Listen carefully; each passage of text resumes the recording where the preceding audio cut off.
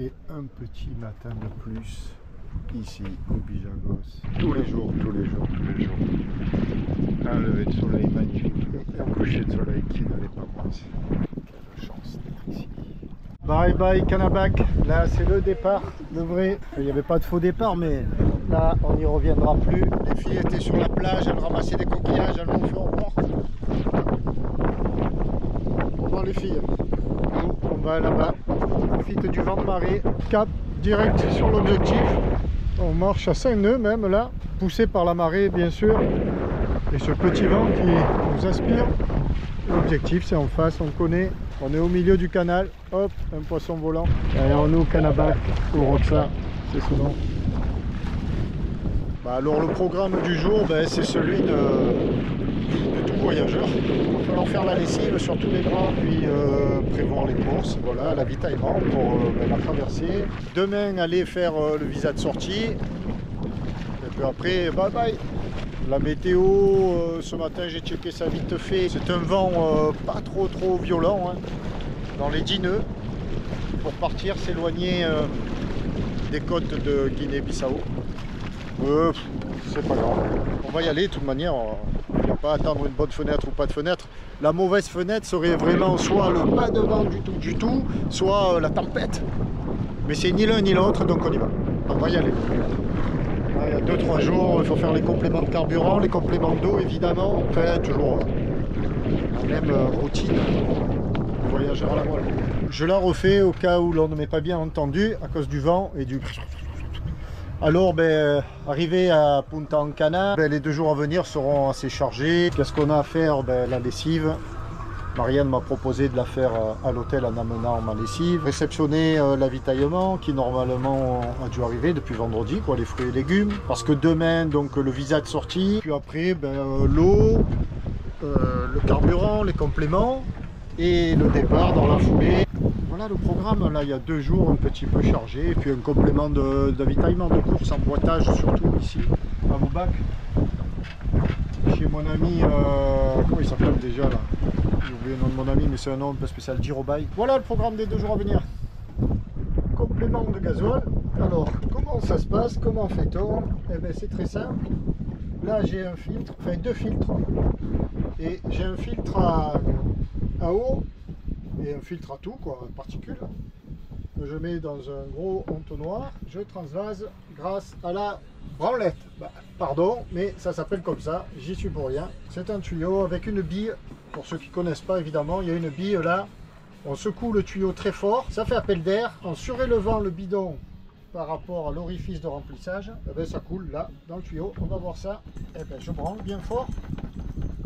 Et voilà, c'est parti. Ça coule ici. Évidemment, il n'y a plus qu'à attendre que les 20 litres se transvasent. Et quand le bidon sera un peu plus vide, il faudra le surélever encore. Sur Tabasco, donc j'ai 130 litres de gasoil dans la cuve. Ah, je rajoute de l'additif aussi. Voilà. Je vais partir avec mes 130 litres pleins et 2 bidons de 20 ou un de 25 et un de 20. Donc 45 litres. 40 ou 45 litres en supplément. Ça fera 170 litres en tout. Considérons que là, pendant les, donc on va dire 3 semaines de nav ici au Bijagos, j'ai consommé 50 litres. Selon mes calculs. Selon mes calculs. On va voir. Là, je viens de mettre 25 litres. Alors là, on est dans la cuisine de l'hôtel Pontanchaka et je suis avec Omar. Omar, c'est le big boss. Et là, il y a toute l'équipe. Non, une petite partie de l'équipe. Il y a Carrington. Carrington qui ne veut pas me mener à Boubac là-bas. Alors regarde comme ça se passe ici. Tu vois ça? C'est à moi. Très gentiment. Hey! How are you? Ça, c'est ce que Omar vient de me donner, en fait de me vendre. C'est-à-dire que ici, sur instruction de Solange évidemment, on peut acheter des fruits et légumes parce que c'est très compliqué pour en trouver ici. Donc quand tu t'arrêtes ici, soit tu pars visiter les îles après ou quoi, tu t'arrêtes ici pour faire le visa donc à Boubac. Si tu n'as pas ce qu'il faut à bord, ici très gentiment on te procure tout ça. Et moi donc comme je pars demain ou après-demain, Omar, voilà, tu pars dans le frigo avec Omar et tu dis qu'est-ce que tu veux et tout ça. Et moi voilà ce que je viens de prendre. C'est cool ça, non merci à toi. Merci à toi. Bon là on s'en va, ça y est, dans la pirogue de Carrington nous amène à la police, à Boubac, pour faire les formalités. Encore toute une histoire. On regarde un peu tout le courant qu'il y a ici, c'est impressionnant. Là c'est marée montante. Regarde le nez de la pirogue.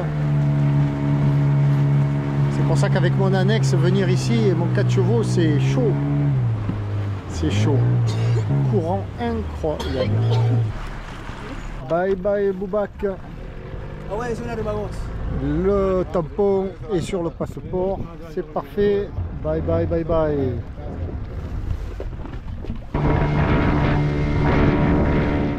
Je viens de passer un long moment, bien 1 heure, sous la coque pour gratter la coque. C'est la 2e fois. J'avais un petit peu commencé il y a quelques jours. Mais alors, bon, ça c'est normal, c'est même pas désagréable de gratter, c'est bien, ça fait faire des apnées et tout. Mais ce qui est terrible, c'est regarde. Tu vois, tout ce que j'ai sur la combi là, ben, ce sont des micro-organismes, comme des petites crevettes. Et il y en a partout. Alors, bah, évidemment, indispensable, se boucher les oreilles. Ou moi j'ai une capuche comme ça, hyper serrée. Il n'y a rien qui passe dessous. Dedans, je les sens là sur mes bras, regarde. Partout. C'est un truc de fou. Ça, ben, il faut surtout pas que ça te parte dans les oreilles, quoi, sinon ça ressort plus. Allez, on va enlever tout ça. Oh, c'est ça qui me fait sortir de l'eau, sinon. Et regarde, il y en a par... Regarde ça. Tout ça, c'est des bébêtes. Alors, ben, à gratter dessous, il y a comme des petits coquillages, ça fait comme de la croûte. Tu grattes, c'est épais comme ça. Oh, regarde ça. C'est pas méchant. Arrête ça, je sens que ça grouille. Mais à l'intérieur, il y a toutes ces petites crevettes là. Et ça, c'est pas méchant, mais c'est très emmerdant, quoi. Et sur le genou, alors là, j'ai une plaie. Arrête ça, regarde. Bon, mais la coque est propre. Il en reste un chouïa sur la quille. Petit matin. Et dernier petit matin au Bijagos. C'est magnifique. Regarde-moi ça. Il est ici 7 h du matin. Nous sommes à marée super basse. Ce sont les gros coefs. Dernier préparatif. Ce matin, on attend que la marée remonte et on s'en va.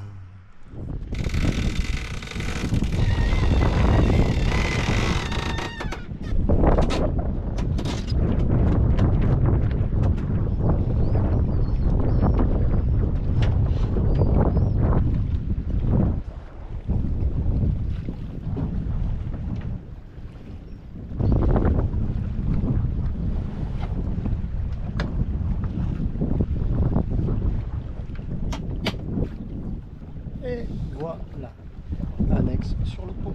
11h30, départ. Grand voile établi. Un peu d'air, surtout le courant avec nous bientôt de la marée descendante. Bye bye Ponta Anchaka, bye bye Ruban, bye bye Boubac, bye bye Bijagos, bye bye Guinée-Bissau. Et surtout au revoir Afrique. J'en reparlerai plus tard. Là c'est trop... Je peux pas. Pensez à tous les amis. Hier ils m'ont appelé, on a fait des visios, c'est trop dur. Enfin, c'est la vie, c'est comme ça, c'est le voyage. Regardez devant, face à l'étrave, là, ben, le Brésil. On est parti, combien de jours, on verra bien. On est en mer, on est bien. On va régler un peu tout ça, l'annexe. Le mini Tabasco est sur le pont, tranquillou. On est bien, c'est parti. J'étais en train de me dire que ça commençait tout doucement, tout doucement. Mais cela étant, on est à 4 nœuds 3, mais uniquement, pratiquement emporté par le courant. Le vent, il y a 5 nœuds de vent, bon, encore qu'on est au portant. Bon, il doit y avoir 6-7 nœuds de vent, on s'en fout. Mais encore plus que d'habitude, parce que lorsque ce sont des navigations avec destination à peu près proche, on a 15 000, 20 000 à faire. Bon, il faut arriver avant la nuit parce qu'on sait qu'on va mouiller et tout. Là, le prochain mouillage, c'est dans longtemps. Quand, on ne sait pas. Parce que, je pense à ça parce que je me dis, mais si tu mettais un peu de moteur, tu irais un peu plus vite. Mais je me dis, mais du moteur, pourquoi faire? On a 2000 milles à faire. Non, moins. Enfin, si je vais à Salvatore de Bahia, peut-être que... Tu as vu comme je roule les R, c'est fort ça, oui, de dire Salvador de Bahia. De Bahia, je dis Salvatore de Bahia. Je parle comme on m'a appris ici. Donc, que disais-je? Oui, non, entre 1005 et un peu moins de 2000, non. Environ 1500 000 peut-être. Si je commence à mettre le moteur là pour gagner 2 nœuds, c'est pas la peine. Le truc, c'est de sortir des Bijagos avant la nuit et encore.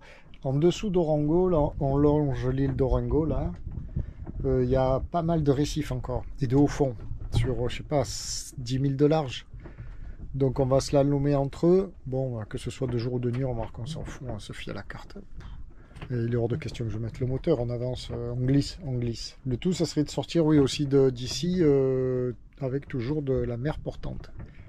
Et arriver un peu au large, là où il y a moins de courant de marée, quoi.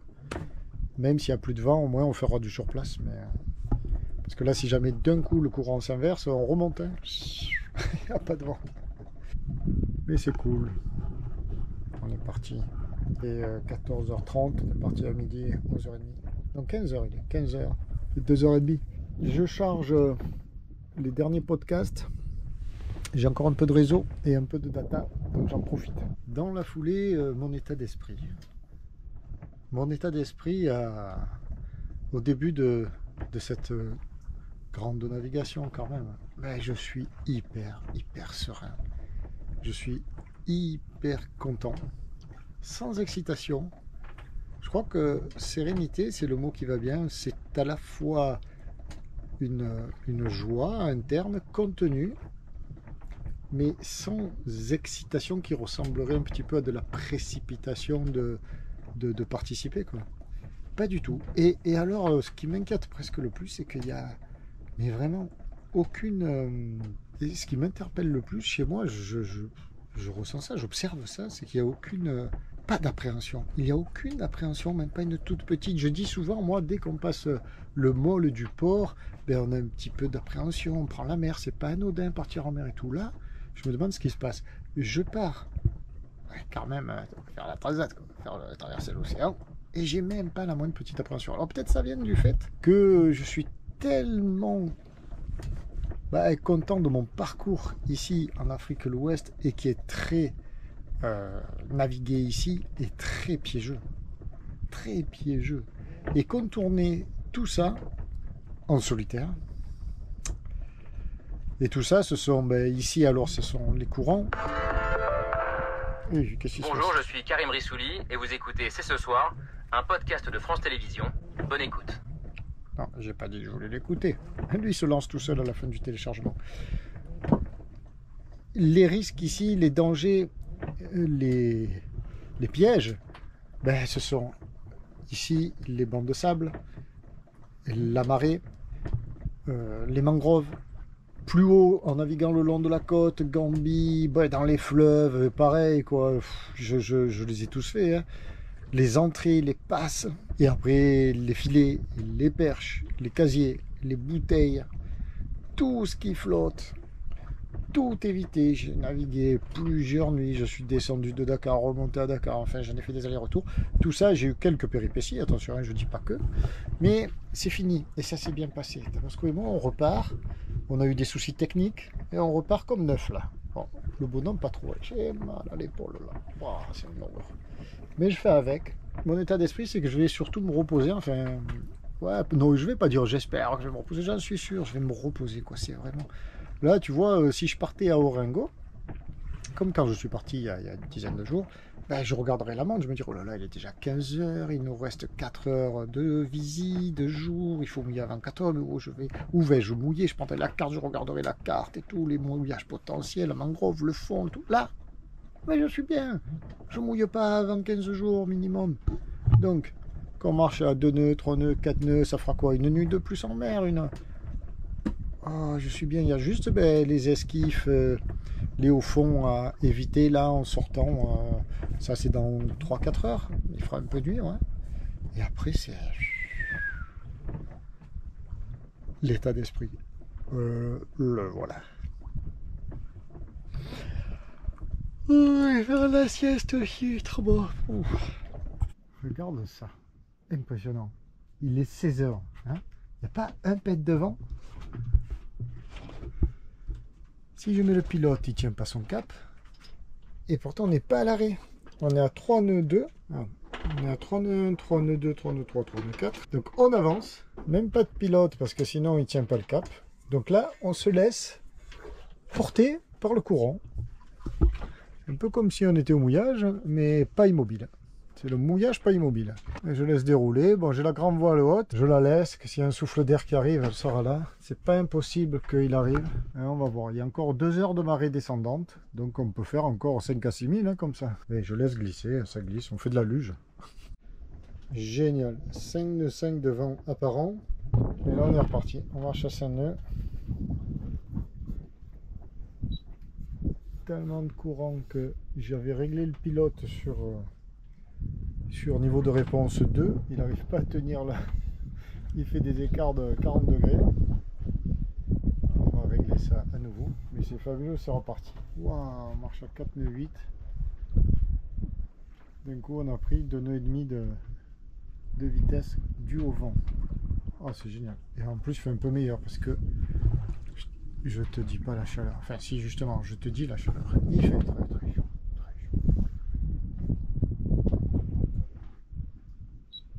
Alors, niveau de réponse... Je vais y arriver, oui. Mettre 4, parce que sinon, on n'y arrive pas. Je suis en mode vent à 50 degrés du vent. Oh, que c'est bon, 5 de 4. Yes! C'est un peu reparti. On se met devant.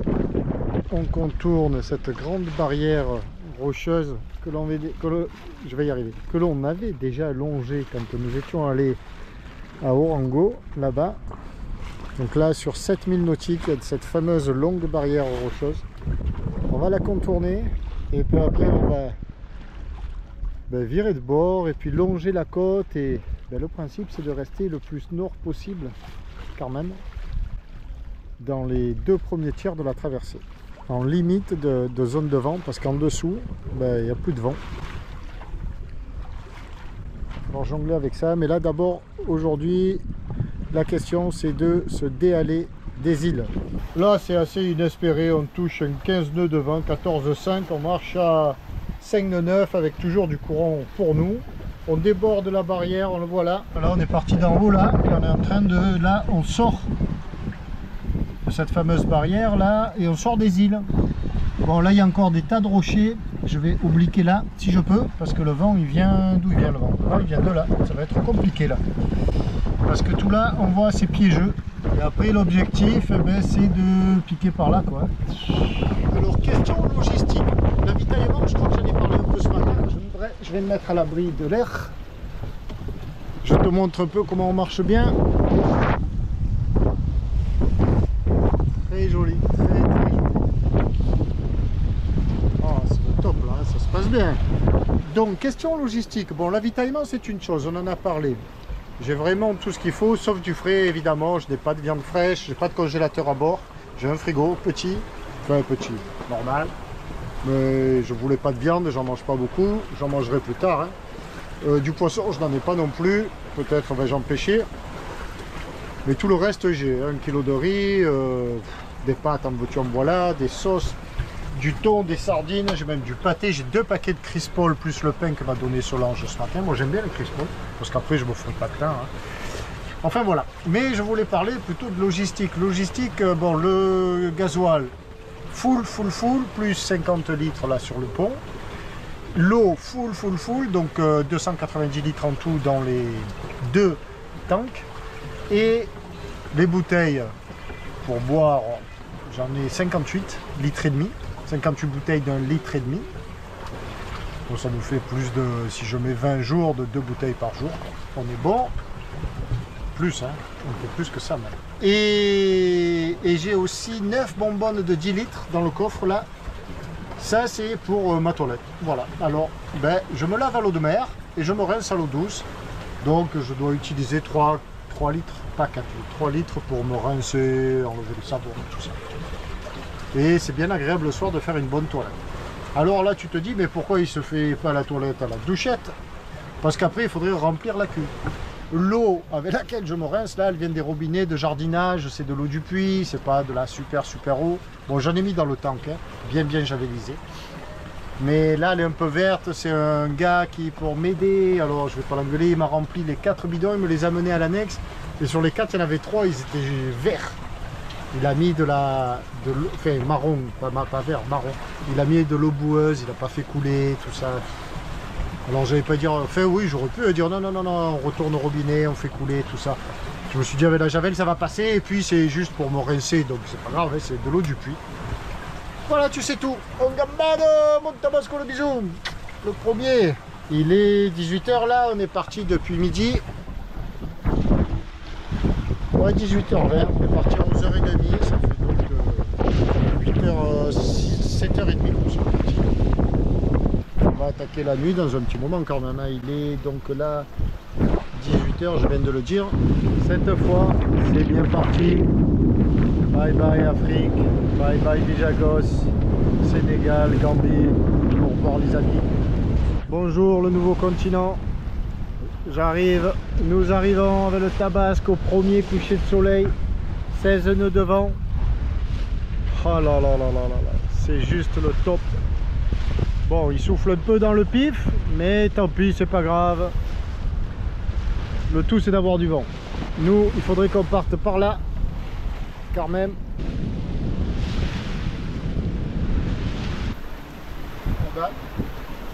Eh ben, début de transat au pré. On va faire ça. On est au pré, à 40 degrés du vent, 35. Avec 18 nœuds de vent dans le pif. Tranquille. Allez, on mange. Il est 19 h. Une bonne pâte avec du pain. Pendant que je mange, voilà dehors.